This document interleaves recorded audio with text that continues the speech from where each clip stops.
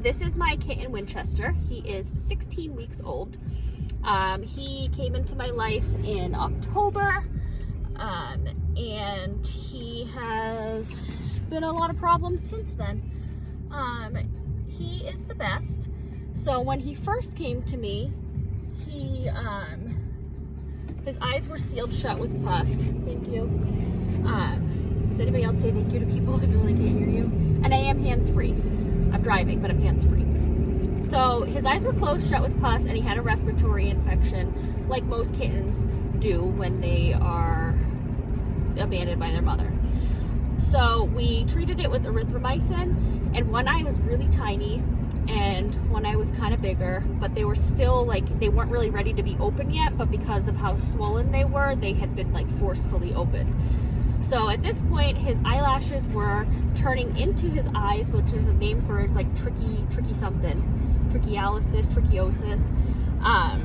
And so we took him to the ophthalmologist. I always get the words ophthalmologist and optometrist confused.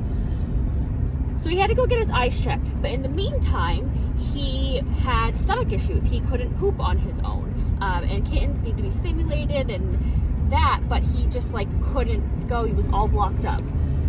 So we went through a whole process with this. We thought he was gonna die. He was so touch and go. Some days he was so dumpy, he'd just lay like this. But right now he's just tired. And he would just lay with his face down in the cage. So I work at an animal hospital, so it's a nice perk that I have people I can text when I need something. So that gave me a little bit of peace of mind. So first we were dealing with these stomach issues, and he has to poop, and he can't do anything because he's so tiny at this time. So I started doing what I see people do with infants, just rubbing his belly and trying to get him to go, and doing enemas, and go lightly colonoscopy fluid, and just squeezing the poop out of him, basically, without being too aggressive to him. And so this worked, and somehow he lived through it, and I don't even understand.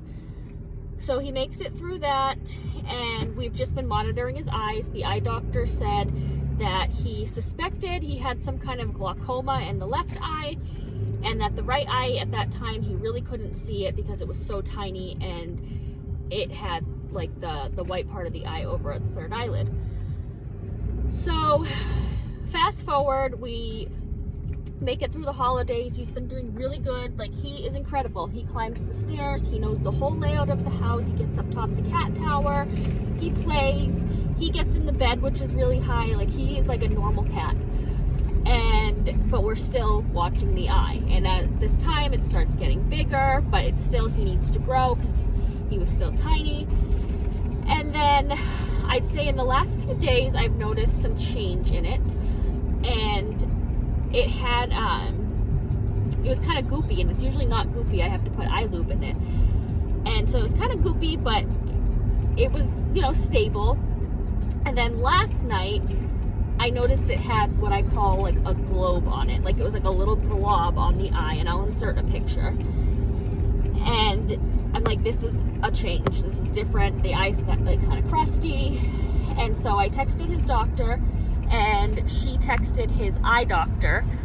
And it's really hard to become an eye doctor, by the way, for animals. You have to be really smart and go through a lot of schooling and internships. So I really respect his doctor, who is incredible, because he told her, have her call first thing in the morning and get him here. And this guy books out for months at a time, but he has always made sure to see him when I'm worried about that it's an emergency. It's just the best place. So I'm gonna go to the eye doctor this morning. So then this morning I wake up and I'm doing my normal thing. I'm making my coffee, and I notice he's just sitting at the base of the recliner, just kind of dumpy, blah. And I said to my husband, oh, call him. What's his problem? And so my husband calls him, and he doesn't come to him. And I'm okay, I'll be right in there. So I come in, and as I'm on my way in there, I see blood on the floor. And then by the time I get to him, he has blood all over him, his paws, it's all around the house. His eye had burst, which was the most heartbreaking thing that I've seen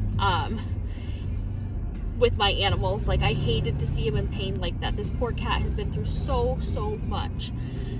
So we went to the eye doctor today, and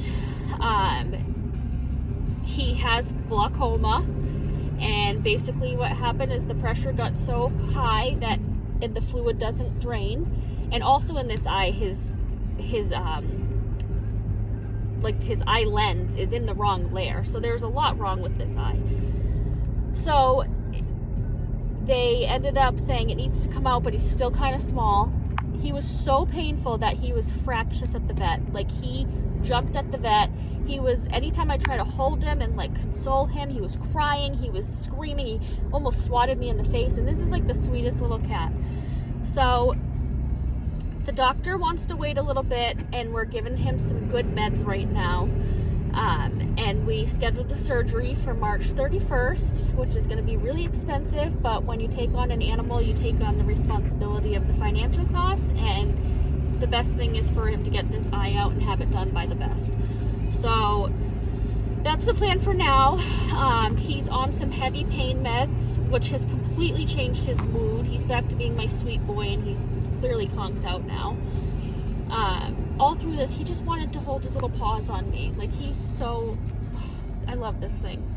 So now we wait, and if it's not getting better, not that it's going to get better, but we want the eye to at least seal up where it ruptured, and eyes heal really fast, so the doctor suspects that this could keep happening. But if it keeps happening where it's rupturing like this and it's bloody, then that's not a quality of life, and we'll move the surgery up sooner. But it's really kind of a risk outweighs benefits, or benefit outweighs risk, however you say that, because he is 3.5 pounds now, and he's 16 weeks old, and kittens can be pretty unpredictable under anesthesia. So if we can get him by to get a little bit bigger, then it's worth it, because to try to get a catheter in him and intubate him at this age is risky. But the doctor feels confident that if he needs to, that he can do it safely. So that's where we're at now. So he's on some eye antibiotic and some pain meds and some anti-inflammatory, and hopefully he just does okay. But so that's Winchester and his story. I'll keep you guys updated for when the eye comes out. And I don't really care what his eye looks like. Like, the doctor said sometimes they'll put a false eye underneath so that it's not sunken in when they sew the eye shut. But he's so small and he's still growing, so he would grow his eye socket, and then that would be rattling around in there. And I don't need him to be a little rattlesnake for cosmetic issues. Like, who cares if he has one eye? He's gonna be adorable. So that's my little baby. I just feel bad that he has to go through this pain, and his life has had so much suffering in it, and he's so strong. So